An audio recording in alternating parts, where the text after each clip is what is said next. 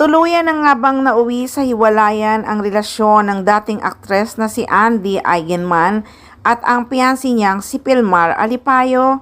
Ito ang tanong ng maraming netizens matapos maispatan ang pag-unfollow ng dalawa sa isa't isa sa Instagram. Mas lalo pa ngang tumindi ang hinala ng madlang people dahil sa naging sunod-sunod na cryptic post ni Andy. I just found out it's the year of the snake.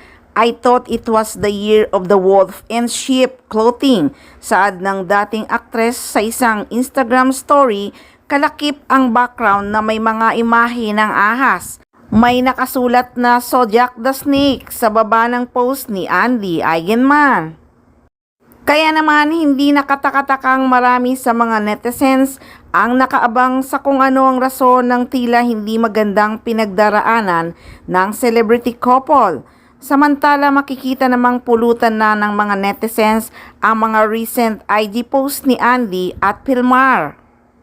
Pero kinumpirma nga ng surfer na si Pilmar Alipayo ang mga kumakalat na balita tungkol sa relasyon nila ng dating aktres at vlogger na si Andy Eigenman sa pamamagitan ng kanyang Instagram story nitong Sabado ng madaling araw, February 8, nagsalita ng surfer tungkol sa isyong kinasasangkutan niya.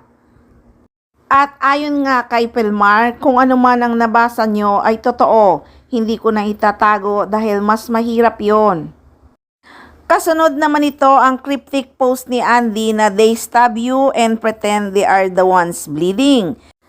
Tila hindi pa tapos si Pilmar dahil muli itong nagpost sa kanyang Instagram story.